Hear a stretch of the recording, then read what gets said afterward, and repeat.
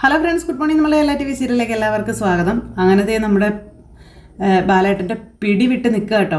ഞാൻ ഇങ്ങനെ തന്നെയാണ് പറഞ്ഞു വിടാൻ ആഗ്രഹിച്ചത്, പക്ഷേ അതിനുള്ള സമയവും സന്ദർഭവും ഇതല്ല എന്ന് പറഞ്ഞപ്പോഴത്തേക്കും കൃഷ്ണമോൾക്ക് സങ്കടം വന്ന് കൃഷ്ണമോൾ അങ്ങോട്ടേക്ക് പോയി. എന്നാൽ പിന്നെ നമ്മൾ ഇറങ്ങുമല്ലേ എന്ന് ചോദിച്ച് ബാലേട്ടൻ ഇങ്ങനെ ഭയങ്കരമായിട്ട് ഇതായിട്ട് നിൽക്കുക കേട്ടോ. അപ്പോഴത്തേക്ക് അലീനയുടെ കയ്യിൽ നിന്ന് പോയി. അലീനയിൽ നിന്ന് ഭയങ്കര കരച്ചിൽ. അദ്ദേഹം അവിടെ നിന്ന് ഇറങ്ങിപ്പോയി. പിന്നെ രോഹിത് ഇങ്ങനെ അവിടെ നിറകണ്ണുകളോടെ നിൽക്കുവാണ്. അലീന എന്നിട്ട് രോഹിത്തിൻ്റെ അടുത്തേക്ക് ചെന്നു. രോഹിത്തിനെ കുറേ നേരം നോക്കി ഇങ്ങനെ നിൽക്കുക. ചേച്ചിയെ നോക്കി രോഹിത്തും കുറേ കരഞ്ഞു. അങ്ങനെ അലീന രോഹിത്തിനോട് പോട്ടെ എന്ന് പറഞ്ഞ യാത്ര പറയുന്നു.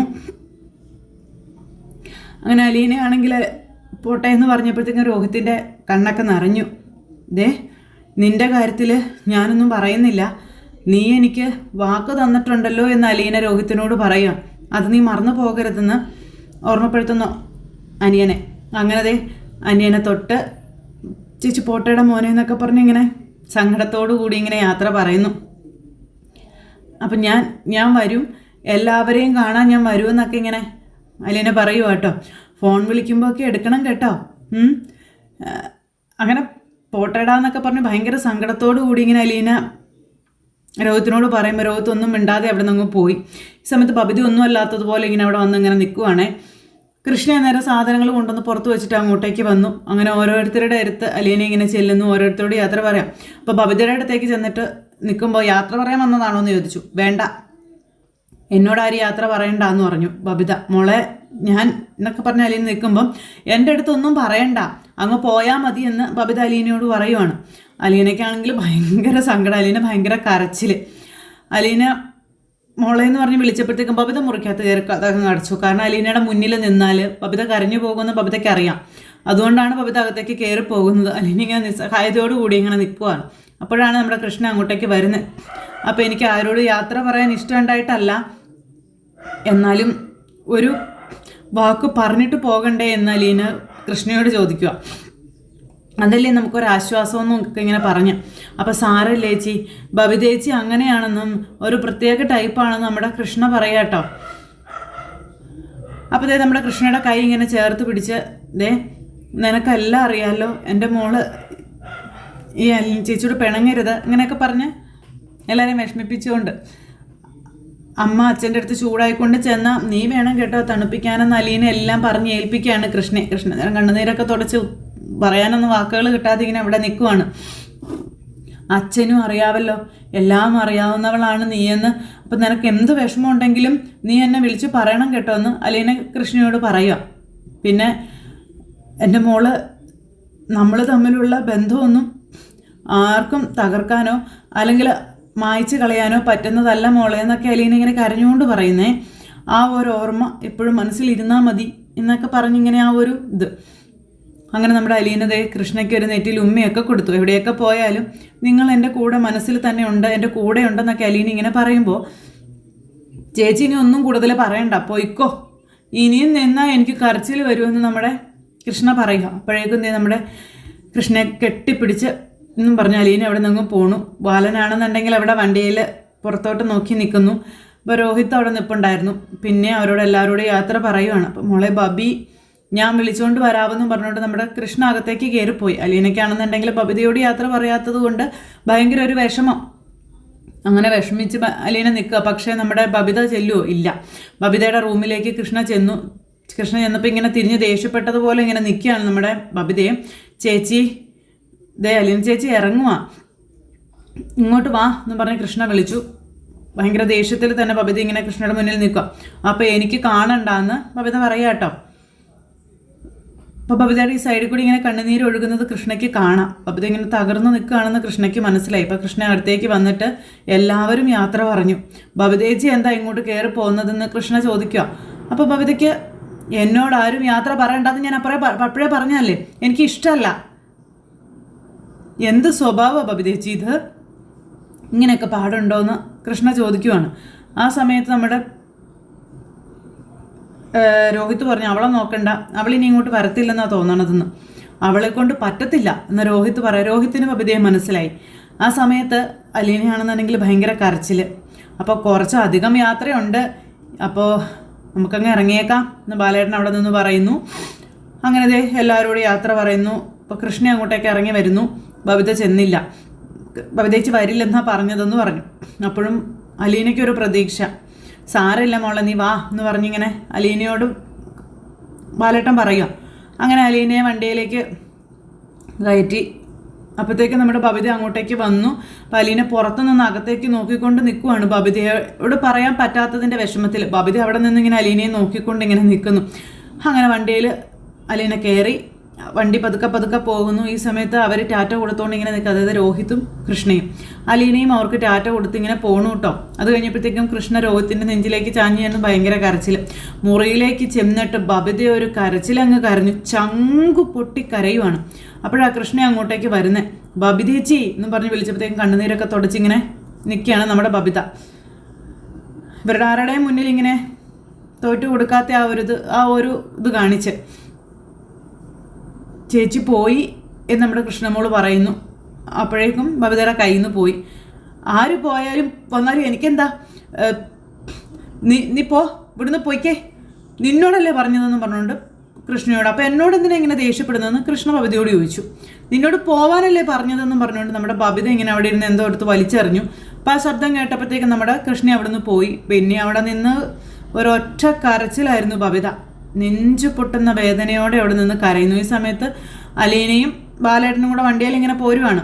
അലീനയാണെങ്കിൽ കരഞ്ഞ് ആ സാരിയുടെ ആ ഒരു ഇത് മുഴുവൻ നനച്ച് ഇതാക്കി വെച്ചിരിക്കുക. ഭയങ്കര കരച്ചിൽ.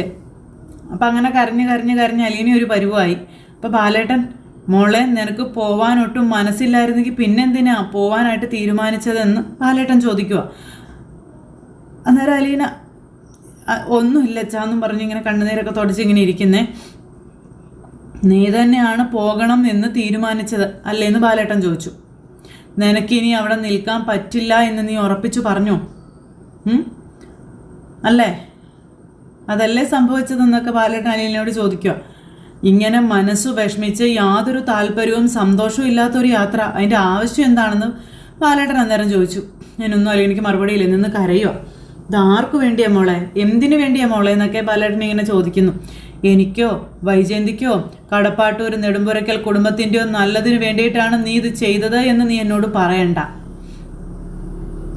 അതെനിക്ക് അക്സെപ്റ്റ് ചെയ്യാൻ പറ്റില്ല എന്ന് ബാലേട്ടൻ അലീനയോട് പറഞ്ഞു. നീ ഇവിടെ നിന്ന് മാറുന്നത് കൊണ്ട് ആർക്ക് എന്ത് ലാഭം ഉണ്ടാകാൻ പോകുന്നത് എന്ന് ബാലേട്ടൻ ഇങ്ങനെ അലീനയോട് ചോദിക്കുക കേട്ടോ. ആർക്കും ഒരു ലാഭം ഉണ്ടാവില്ല. വൈജയന്തിക്ക് മാത്രം ഒരു താൽക്കാലിക വിജയം കിടക്കും അവളുടെ കണക്ക് പുസ്തകത്തിൽ. അത് കഴിഞ്ഞാലോ? അപ്പോൾ അച്ഛൻ പറഞ്ഞതൊക്കെ 100% ശരിയായിട്ടുള്ള കാര്യങ്ങളാണ്. എനിക്ക് ഒട്ടും മനസ്സുണ്ടായിരുന്നില്ല അവിടെ വിട്ടു പോരാനായിട്ട്. പക്ഷേ എൻ്റെ അച്ഛൻ്റെ അടുത്തുനിന്ന്, എൻ്റെ അമ്മയുടെ അടുത്തുനിന്ന്, എൻ്റെ കൂടപ്പിറപ്പുകളുടെ അടുത്തുനിന്ന് എനിക്ക് പോരാൻ ഒട്ടും താല്പര്യം ഉണ്ടായിരുന്നില്ലെന്നും പറഞ്ഞ് ചങ്ക് പൊട്ടി കരഞ്ഞ് നമ്മുടെ അലീന പറയും. എൻ്റെ വീട്ടിൽ നിന്ന് പോരാൻ എനിക്ക് ഒട്ടും മനസ്സുണ്ടായിരുന്നില്ല എന്നൊക്കെ അലീന പറഞ്ഞപ്പോൾ അലീനയുടെ വാക്കുകളൊക്കെ കേൾക്കുമ്പോൾ ബാലന് സഹിക്കാൻ പറ്റുന്നില്ല. ബാലനും കരച്ചിൽ വരുന്നു.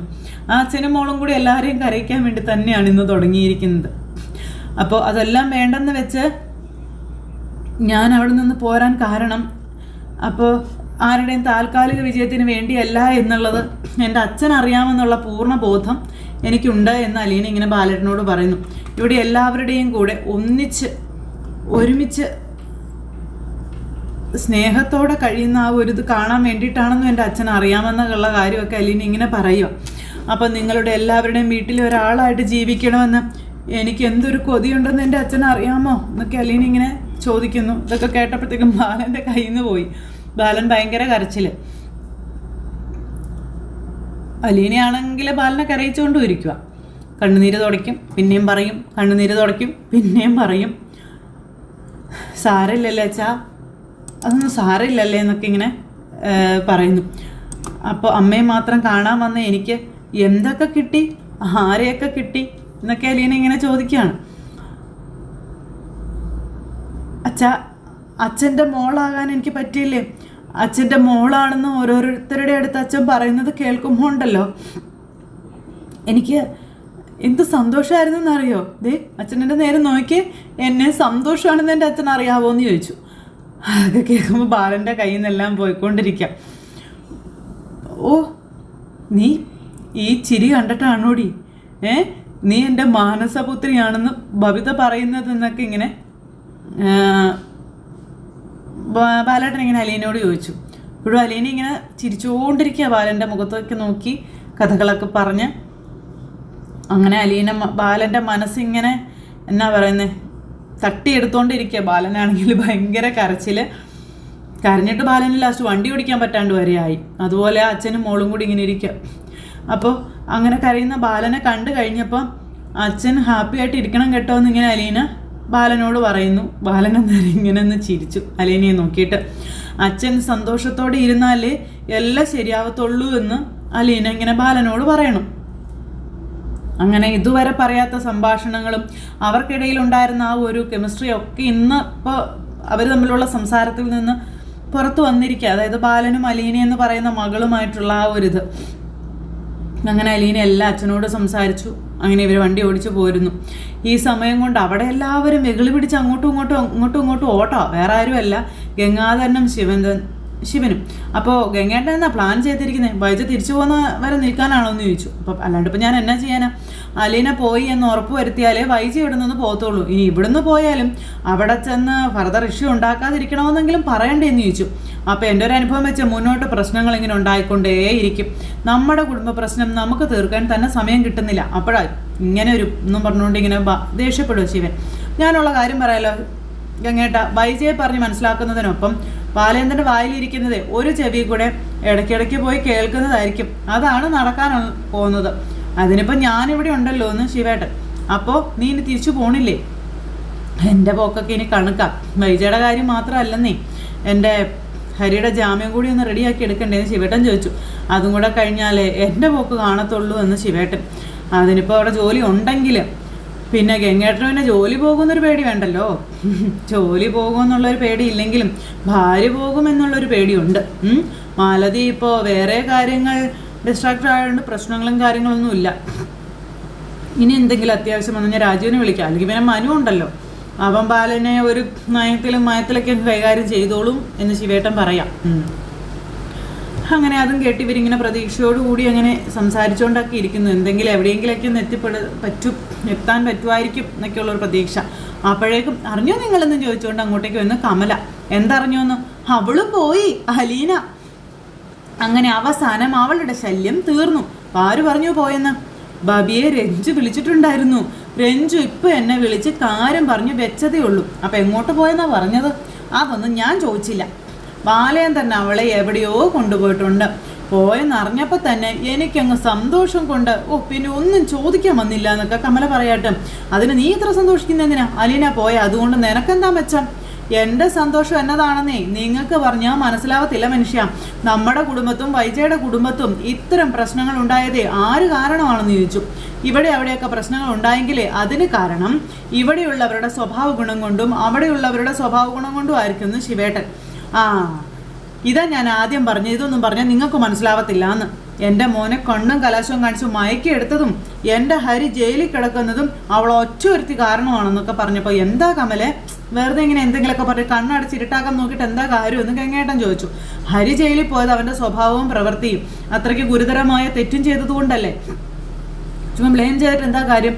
നമ്മുടെ തെറ്റുകൾ നമ്മൾ തിരിച്ചറിഞ്ഞ് തിരുത്താൻ നോക്കിയില്ലെങ്കിൽ അത് വീണ്ടും നമ്മളെ കുഴിയിൽ ചാടിക്കത്തല്ലേ ഉള്ളൂ എന്ന് ചോദിച്ചു. ഇനി ഈ കുടുംബത്തിലോ നെടുംപുരക്കിലോ എന്തെങ്കിലും പ്രശ്നം ഉണ്ടാകുമോ ഇല്ലയോ എന്ന് നിങ്ങൾ നോക്കിക്കോ.